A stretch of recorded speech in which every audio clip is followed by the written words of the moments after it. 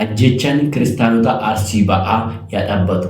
Hundumti keessan maatiiwwan Waaqayyoo viidiyoo kana sheer koppii linkii godha. Dhugaan isiniin jedha ajjechaan kiristaanota ba'aa bara 2009 kaasee aga har'aatti bifa sukkaneessa ta'een kiristaanonni baay'een ajjeefamaa jiru. Kiristaanonni baay'een qalamaa jiru. Kanaaf hundumti keessan iyyuu maatiiwwan Waaqayyoo viidiyoo kana sheer godhaati qaama dhimma ilaallatu biraan nuuf ga'a. Hundumti keessan maatiiwwan Waaqayyoo wanta qabdanii miidiyaa qabdanii fayyadamaati.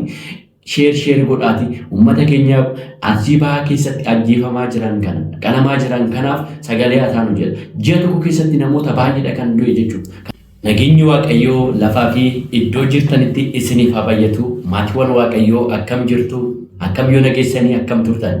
Hundumti keessan viidiyoo kana sheer koppii link akkasumas immoo warroota bira hin geenyeef bira naaf gaasiniin jedha. Maatiiwwan Waaqayyoo egaa yeroo ammaa kana wanti taasifamaa jiru ni beektu. Waqtii ammaa kana keessatti manni amantaa keenya Ortodoksii Tawaahidoo oromsa guddaarra jirti jechuudha. Innis maalidha yoo jettanii godina Arsii ba'aa irratti ajjechaan yookaas immoo gochi sukkaneessaa kiristaanota Arsii irratti jechuudha kan gaggeeffamaa jiru. Hundumti keenya yaa balaleeffannu jennee gama garaagaraatiin FB-dhaanis TikTok-dhaanis akkasumas immoo gama YouTube-tiin hojjechaa turre jechuudha.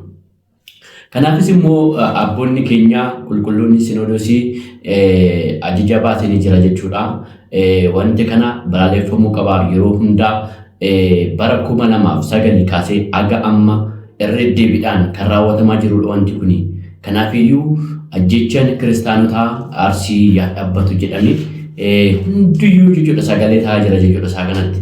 Kanaafuu hundumti keessan waan beekuu qabdan tokko yoo jiraate tokkoffaa ajjechaan kiristaanota uummata Arsii maaliif taasifama? Yookaas immoo kiristaanota naannoo biraarra maaliif gargartee yeroo hunda maaliif achitti taasifama jettanii gaaffii isinitti uumuu danda'a. Sanaafis immoo inni jalqabaa maalidha yoo jenne naannoo Arsii keessatti amantaan kan baay'atu kan amantaa Musliimaati jechuudha. Baay'een isaa jechuudha.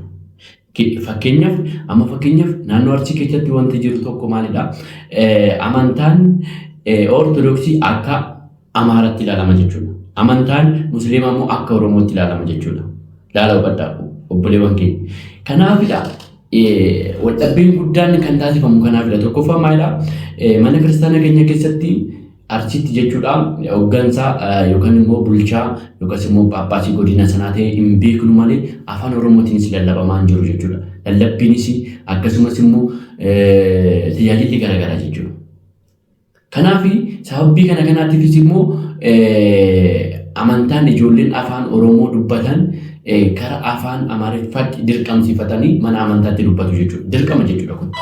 Inni biraa immoo maalidha yoo jettanii naannoo sanatti warra Musliimotaatti kan baay'atu. Musliimota akka naannoo keenya jiru kanaa miti jechuudha. Laala kan Musliimonni iyyuu bakka lamatti qoodamu jennee jirra.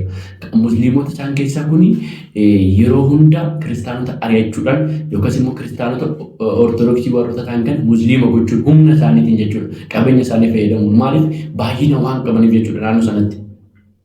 Kiristaanonni immoo muraasa waan ta'aniif akkasiin ajjechaan yeroo mara irra ga'a jechuudha obboleewwan keenya kiristaanota Arsii irratti jechuudha. Inni biraa immoo inni guddaan jechuudha bulchaa yookaas immoo paappaasii godina sanatti ramadamedha jechuudha.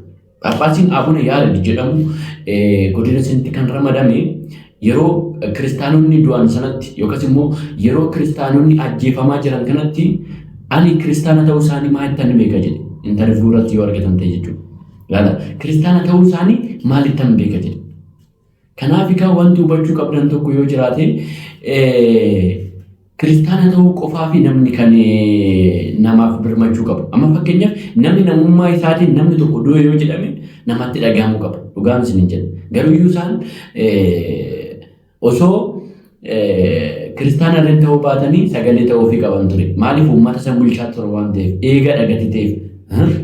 Tikseen hoolaa isaa kan gate kun tiksee miti jechuudha kun. Kanaaf tiksee dhugaa ta'uuf tajaajila amanamaa ta'uuf maal gochuu qabna jechuudha. Naannoo keenyatti wanta jiru hundumaaf furmaata laachuu qabna jechuudha nuti.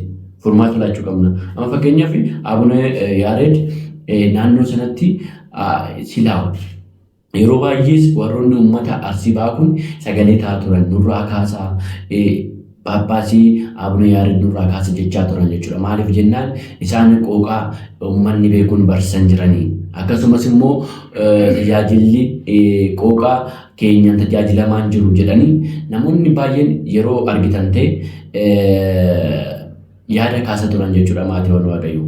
Egaa asirratti wanti hubannu tokko keessaa Sinodoosinis wanta kanarratti xiyyeeffannaan Milaate Gubaa'ee yeroo darbe keessatti taasisee keessatti jechuudha. Haala bareedaadhaan yaada kan xiyyeeffannoodhaan akka qoratamuuf taasifamee ture jechuudha. Nama ramadee akka qoratamu wanti kun dhugaa ta'ee fi soba ta'e isaa adda baasuuf jechuudha. Nama ramadee ture jechuudha. Kanaaf egaa rakkinni mana kiristaanaa keenyaa Ortodoksii Tawaahidoo Arsii qofaa miti. Hubadhaa maatiiwwan Waaqayyoo Arsii qofatti har'a Arsii qofatee malee naannoo keenya hundarrattu taasifamaa jira jechuudha. Kuni iccitii kiristaanonni Ortodoksii lafa kanarraa balleessina jedhaniin waan deemaniifidha jechuudha. Keessattuu amantaan Musliimaa kun maal jedha yeroo hunda jechuudha yoo argitan ta'e warri Arsii kanatti baay'ee isaanii ni ajjeesu jechuudha. Iddoo qabachuufis akkasumas immoo namoota isaanii baay'ifachuufis jechuudha. Kanaafuu Arsii keessatti dhugaa gadda guddaadha. Akkan taasifamaa jiru namoota yeroo dhiyootti qofa ji'a tokko keessatti qofa nama 25 oliidha jechuudha kan boqate yookaas immoo kan ajjeefame jechuudha. Kanaaf baay'ee tokko nama gaddisiisa. Kanaaf obboleewwan keenya hundumti keessaniyyuu sagalee akka taanuuf isin jedha dhugaa Waaqa sagalee akka taanuuf. Maaliif jennaan namoonni baay'een sagalee taa'aa jiru yeroo sagalee teenyu kanas mangistiinis yookaas immoo mootummaan keenyas akkasumas abboonni keenyas ni birmatu jechuudha. Kanaafuu hundumti keenya iyyuu uummata Arsiitti dararamaa jiru, ajjeefamaa jiru kanaafi sagalee ta'uu qabna jechuudha. Mee waanuma si yaadachiisu tokkoon isinitti hima.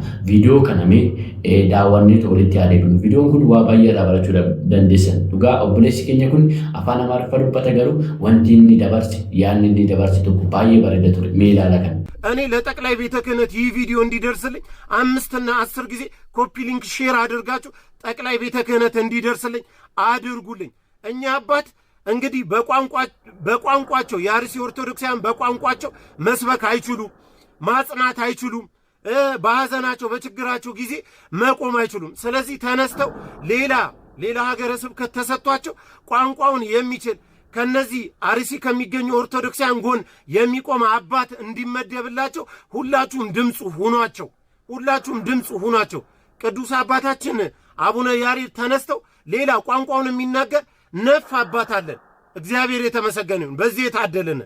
ስለዚህ ኦሮመኛ ተናጋሪ የሆኑ አባቶች አርሲ ሀገረ ስብከት ላይ እንዲመደብ ሁሉም ኦርቶዶክሳዊ ባለማተብ ግዴታ Egaa viidiyoo kana akkuma argitanidha jechuudha. Obboleessi keenya kun maal jedha? Abuna Yaared achitti tajaajilli isaa yookaas immoo hoogganaan Arsii ba'a jechuudha. Tajaajilli isaa kun osoo gara biraatti ramadamee fi ramaddii biraa taasifamee fi afaan warroota beekan paappaasii hedduun waan jiranii fi afaan warroota beekan osoo ramadanii fi jedhe dhugaa Waaqa. Kuni dhugaadha jechuudha. Dhuguma jirudha. Maaliif qooqa beekuun barachuun cubbuu miti gadi ta'eefidha jechuudha maatiiwwan Waaqayyoo. Kanaaf hundumti keessan viidiyoo kana sheer koppii linkii godhaatii hunduma biraan naaf gahan isiniin jedha. Kanaaf hunduma keenyaaf iyyuu Waaqayyoo dhugaa Waaqaa waan gaarii nu dhageessisu warroota akkas godhaniifis immoo lubboon haa kennuuf jenna. Eebbifamaa obboleewwan keenya Waaqayyoon isin haa eebbisu. Hundumti keessan iyyuu viidiyoo keenya kana akkuma argitanii sheer koppii linkii godhaa isiniin jedha maatiiwwan Waaqayyoo.